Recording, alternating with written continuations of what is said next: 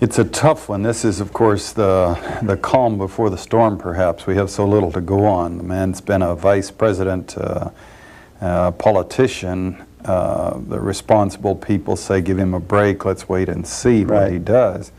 My own position, and then they say, well, he is such a chameleon, but he could go either way, so to speak. And they point out that he was historically more moderate than Reagan, who has always had a wild hair up his nose. But I personally am more of the school that I believe we do know a lot about this man.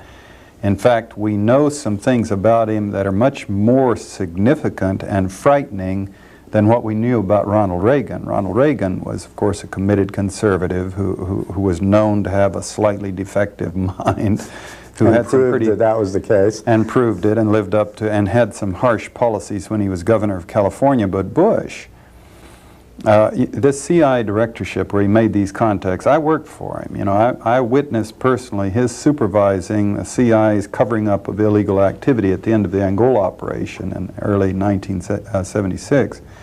And he was actually fending off the hostile Congress. Instead of investigating and firing the perpetrators of crimes, he was fending off the FBI and the Congress on at least 3 or 4 major CIA criminal activities. What were those activities? Well, one was the Angolan operation, where we had broken a number of laws, much like the Iran-Contra and the Bolan kind of laws. And then we had conspired to cover up the breaking of the laws. And I mean literally, we sat around the big oak tables and discussed the law. We went down to the library and read up on the law. And then things like, I remember one session reminding the boss, you know, don't contradict yourself. Last week you said, you know, don't contradict yourself. This week, if Senator so-and-so brings up a certain issue. And this one, he just plowed right into that one. And he was just telling the Senate, you know, the Congress, I don't know, I wasn't here, but I'm sure that I just find it very difficult to believe, but we'll look into it thoroughly. If you'll just give me some slack. And he was reassuring them.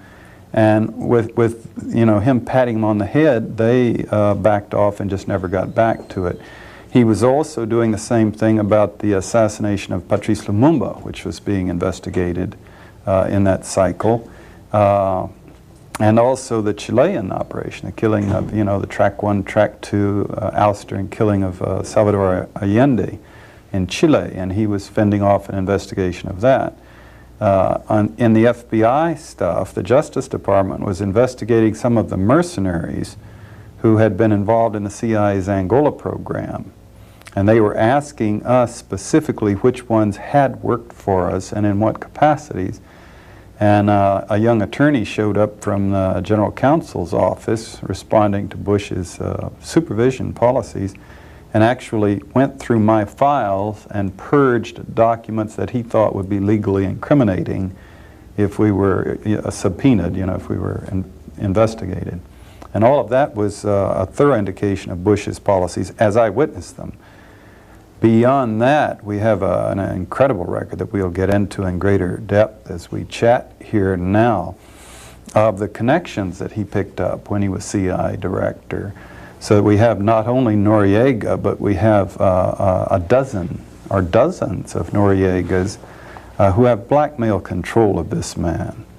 Now, one would like to give anyone the benefit of the doubt and say, hopefully they're going to be more moderate, but this man even wished he to be more moderate on CIA activities, would have an uphill fight, because that establishment has got so much dirt on him. And I personally don't believe he really has any desire or instincts to withdraw from them. I think he sees a secret world that goes back to that skull and bones thing at Yale, that kind of secret elite manipulation, the Knights of Malta. I think psychologically he's just deeply committed to a view of the world where there's elite insiders who are well above the normal laws of man and God. You look at see who's been the heads of the CIA all these years, and it's been people who've been right up at the top and intermingled, interlocked with the top people in the American power structure. It seems that that's such an important part, running an intelligence service, that the establishment people don't want any outsiders doing it. Well, what is the implication then of having an ex-CIA director, the President of the United States? This is the first time that this has ever happened, that someone who is so deeply involved in intelligence activities is actually the President.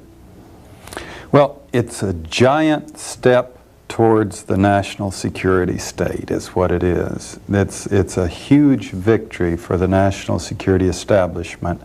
And always remember that although it goes far beyond the CIA, but the CIA was created in the National Security Act of 1947. And the national security establishment has the CIA as one of the inner chapters, so to speak. And to have one of its directors bought into the thing totally and controlled by all of the illegal activities that he's been privy to and part of, it means just that. We've been watching and worrying, and people have been writing books for 15 years about the national security state. And this is a giant step in that direction, is what it amounts to. So does that mean that the CIA will have much more influence in current policy than they would have otherwise? And that Bush has this mentality, the sort of conspiratorial, covert action, interventionist view of the world that these people have. How do you think that might translate practically into an increased role for the CIA, or increased influence on Bush? You get into some nuances, or personalities, if you will. Overall, the establishment that the CIA represents is much stronger, having Bush as president. However, it's difficult to imagine the CIA being more dominant and active than it was under William Casey, for the simple reason that the man was wild, Wild Bill Casey. Right. And he was running poorly thought out, very aggressive operations in every corner of the world. Now, Bush has decided to go with William Webster. Now, Webster is no saint. As the head of the CIA. As the head of the CIA, which means... Right. Yes, which means the head of the intelligence community, because the CIA director coordinates all of the intelligence in the 7 bureaucracies.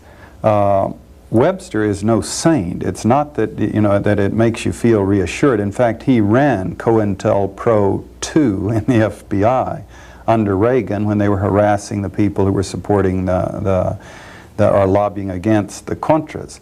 And but what's the most ominous thing about this man is that the establishment exonerated him totally. He was permitted by the Congress, by the establishment, by the Washington Post media, at the end of that thing, when it was exposed, of taking the idiots out, the stupidity out, the moron out, of saying, well, it's true I was director of the FBI, but I wasn't aware of any of these activities.